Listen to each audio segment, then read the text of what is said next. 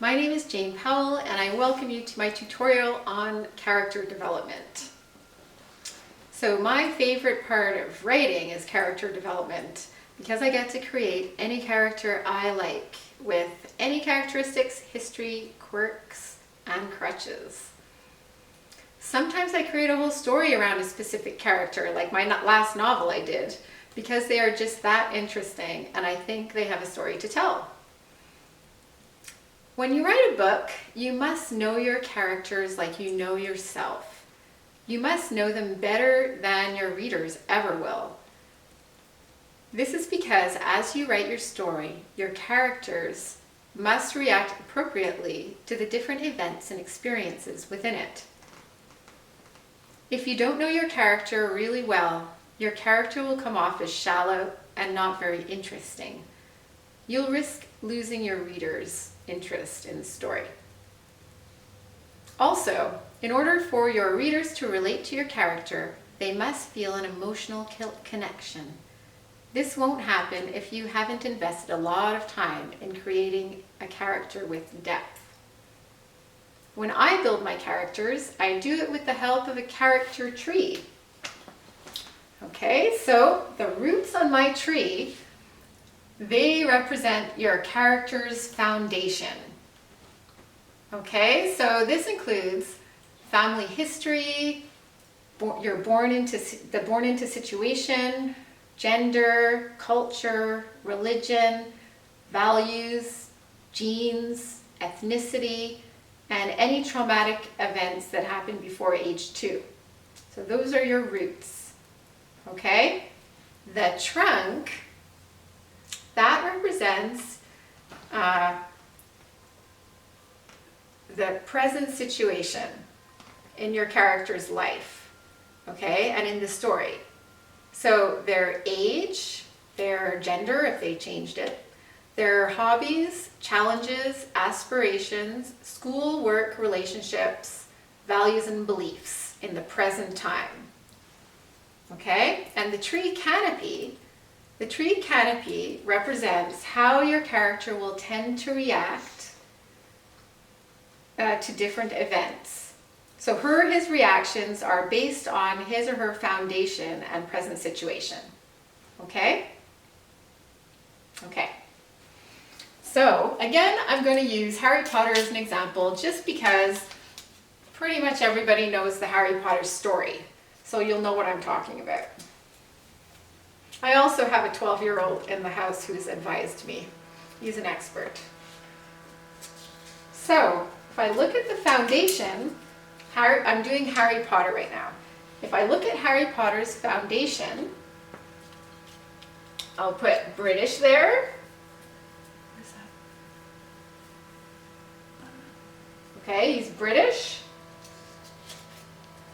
He's an orphan.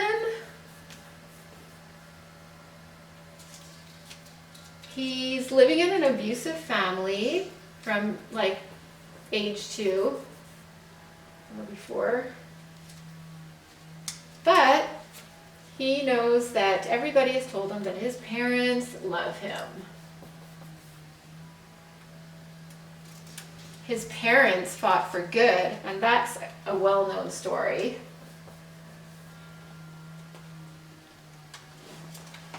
He's thoughtful, kind, and just. He always was, even when living with the Dursleys and being bullied. He remained thoughtful, kind, and just.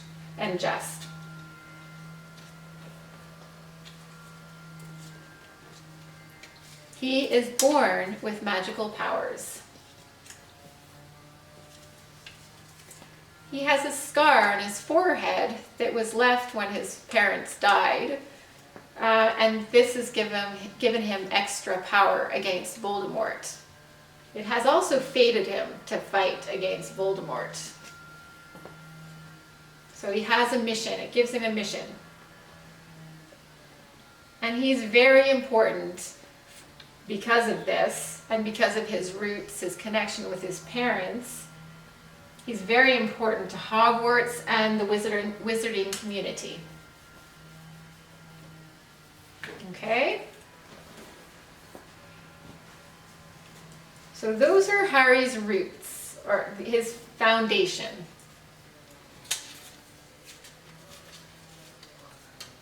So, before J.K. Rowling began to write, that was the first thing that she did.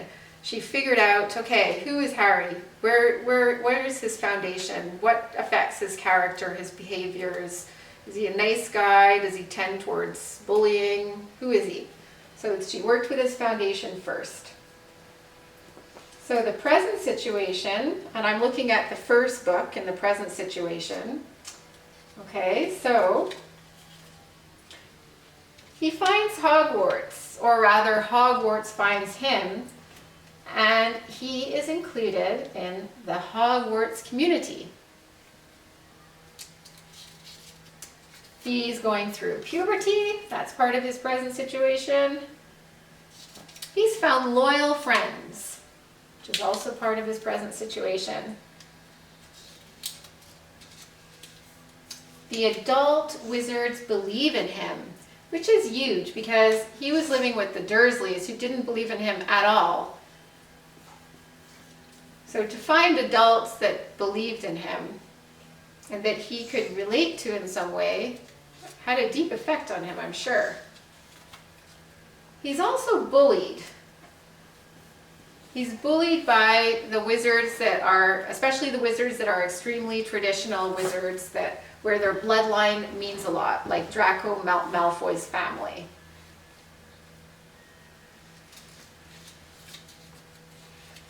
But he finds Dumbledore, and Dumbledore gives him guidance and protection, which has a big effect.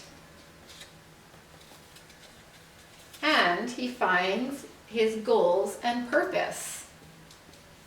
He figures out his goals and purpose during the first book, which are basically, he figures out what his scar means, what kind of power he has, and that he's the chosen one to fight against Voldemort.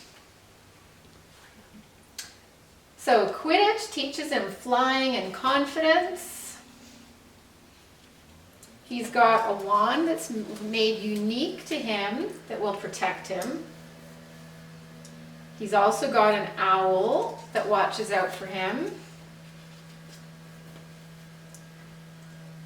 And he's got some challenges for the fight. So they are all put through challenges at Hogwarts that prepare them for fights against dark wizards. So he's being prepared for fighting against Voldemort. And then there's Voldemort. Voldemort is in the picture all the time. So he's got fear and purpose with Voldemort as well. Fear from Voldemort and purpose that he knows that even with his fear, he's going to have to conquer that fear because he's the chosen one to control Voldemort. So that's the present situation. So now that we know the present situation, we can talk about the reactions. Okay, so with a character, just like with normal people, our past and present situation affects the way we behave, the way we respond to different events and situations in our life. Okay, people respond very differently, and it's all depending on their experiences in the past, and also what they were born into, like what situations they were born into. Okay, so a reaction from all this is power. Harry has power. With that, with his magic, with all those wizards, like strong wizards like Dumbledore behind him, and with his good, loyal friends, he has a lot of power, and with the scar on his forehead. But he still does have some insecurities. He questions himself, which I find it's a good thing to question yourself, But sometimes his insecurities in the first book almost get the best of him at times. So he's learning. He came from an abusive family. He's learning to trust again in his new community. And he's having a bit of a hard time with Draco Malfoy. But he is a loyal friend. To the bone, Harry is a loyal friend. He will always be a loyal friend. And he fights for what's right, which probably stems from, his parents fought for what's right. He's expected to fight for what's right, but also he was kind of born with that feeling of what's right and what's wrong, and this sense that he needs to fight for what's right. Dumbledore also drills it into him, of course. And with all this, he is gaining confidence along the way. He's becoming more and more confident. He loses his insecurities as the books go on, and he just gains more and more confidence as he gains confidence in his self and his powers and his friends and teachers. He never once loses faith that good will prevail. He never gives up. Okay, and this is probably to do with people have been telling him all along that he has the power to get rid of Voldemort and that he is able to do it. People haven't been instilling confidence in him all along. Also, Voldemort is never successful at breaking him.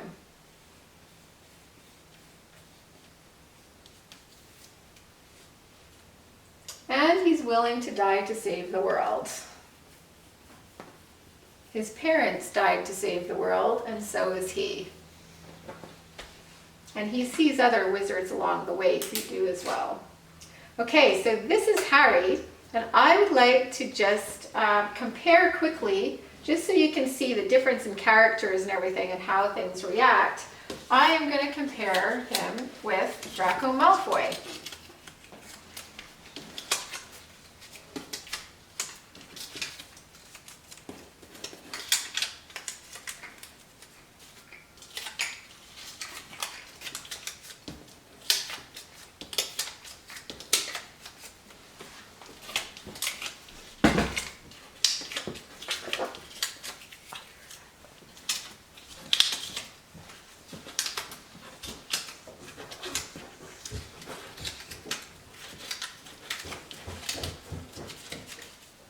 Okay, so looking at Draco Malfoy, if we go back up to the foundation, okay, so Draco Malfoy's family history, born into situation, gender, culture, religion, values, genes, ethnicity, traumatic events before two, okay, so this is the main sections of the foundation, okay? So when Draco Malfoy was born, he was very wealthy. We're going to put very wealthy there. High social status. The idea that blood lineage is all. If you don't have good blood lineage, like traditional blood lineage, Draco Malfoy and his family don't want anything to do with you. Okay, so he's a scion of two old magic families. And they're well respected in the magical community because of it. His parents were in Slytherin House, and Slytherin House is known for, when they were at Hogwarts, and Slytherin House is known for their cunning behavior, cunning magic. Okay, so his father was a dark wizard and Death Eater. A Death Eater is somebody who serves Voldemort. His dad was also a bully. So this is everything that Draco's being born into. Everything that's going to affect him from birth. A hate for the Muggles. So his family just has this hate for anybody who's not a wizard, who's human, or normally human, doesn't have magic. They all have shady morals. His dad buys off or buys Draco's way into being a seeker on his Quidditch team. instead of letting Draco try out and lose or win or whatever, he buys his way onto the team. So they have shady morals. They kind of, they throw their money around to get what they want. They're very intolerant of anybody who doesn't believe or do as they say. There's a lot of bigotry in there. Lots of cunning. Lots of dark arts, dark magic. Hate for the Potters. These guys have hated the Potters forever. And then there's Aunt Bellatrix, which is she's totally nuts, and she's one of the darkest characters, and she's in their life. The mother, though, Draco's mother is loyal to her father, to her husband and son. And she doesn't really show any hate for Harry. She doesn't really care. She just wants her son and her husband to be happy. So she's a bit different. Okay, so if we move up to the present situation, that includes stuff like age, gender, hobbies, challenges, aspirations, school or work, relationships, values, and beliefs. Okay, so this is for Draco Malfoy. Okay, when he gets into Hogwarts, he is selected to be in Slytherin House, which is known for its cunning magic, and it's the same house his parents were in. So many people in Slytherin House are cunning and kind of bullying, and their morals are kind of shaky.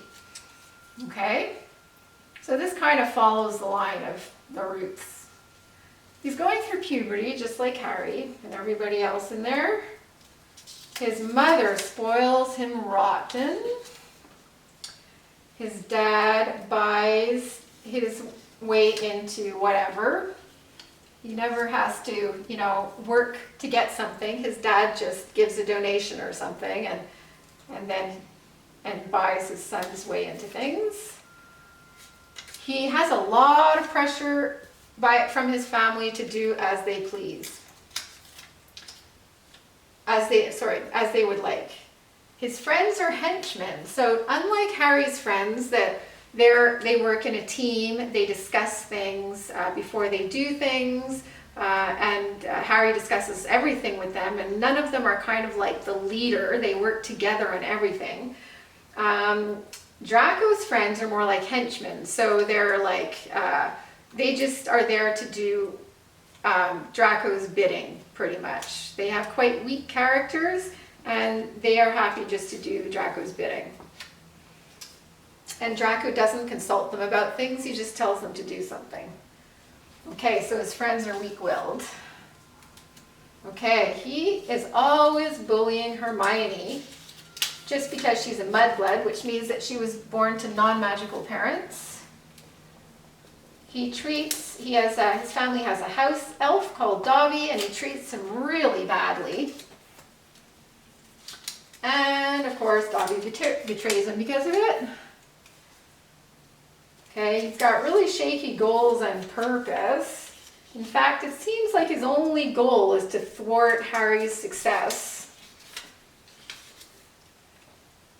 At one point, Snape thwarts an attempt at cursing Harry. That was like an attempt by Draco at cursing Harry. And since Snape is one of the shadier wizards, it has an effect on Draco's surprised. Okay? But all in all, he always fails at bullying Harry. It always comes back to bite him in the ass. But at one point, he does save Harry from certain death. Harry's aunt, mother, and Voldemort have Harry cornered, and Draco sees it, and he does something that thwarts their effort, and Harry gets away. So Draco is not bad all the way through. Okay, and then Harry returns the favor and saves his life at one point too. And his mother loves him. So all these things, similar to Harry, are going to affect the canopy here. Okay? So the tree's canopy, like I said, it represents how your character will tend to react to events. Okay? So his reactions are based on his foundation and present situation. Okay? So all this creates Draco into he's a cunning wizard. Okay, which is expected. He's in Slytherin house. His parents are cunning wizards. His aunt's a crazily cunning wizard. He's not a team player, but did we expect him to be? His parents are not team players. Yeah, so he's not really expected to be. He tries to make Dad proud. He's always trying to make Dad proud. Dad has very, very, very high standards. It expects him to be a very powerful wizard, his son to be a very powerful wizard, to do as he says, don't ask questions. He's always trying to make his dad proud, and he often fails. And then his dad buys his way into things. He cheats to win, just like his dad. So it's not so surprising. He knows that family will bail him out. And he'll do almost anything to impress Dad. But he's unsure about his allegiance to Voldemort. He's kind of shaky on this subject. He does have an evil character, but when it comes down to it, he doesn't trust Voldemort, and he's unsure about his allegiance to Voldemort. He doesn't share this with anybody. We found out about it later in the books. He's a threat to Harry's plans because he's always trying to get in the way of them. He's willing to save his parents. At one point, Voldemort tells him that if he doesn't kill Dumbledore, then Voldemort's going to kill his parents. And he feels stuck. You know, he doesn't want to kill Voldemort. He doesn't want to kill Dumbledore, but he doesn't want his parents to die, so he agrees. And but he can't go through with it. It doesn't work. So he's not a killer. He doesn't. In the end, he's not a killer.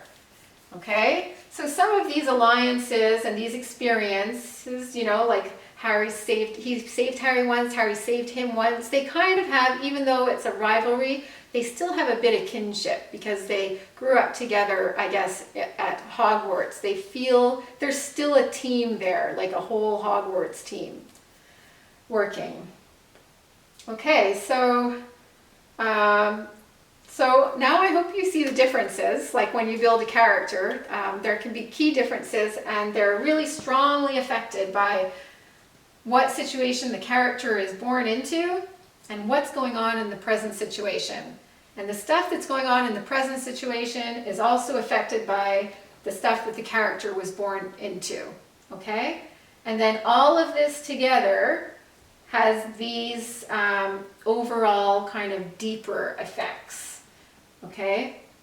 Like causing him to cheat, to become a cunning wizard, not a team player, you know, all of this stuff has affected these kind of ingrained characteristics, like to react to certain situations. So as the story goes on, then, and an event happens, you can look up here to figure, okay, well, this event has happened, and this is probably generally the way Draco is going to react in any event that happens.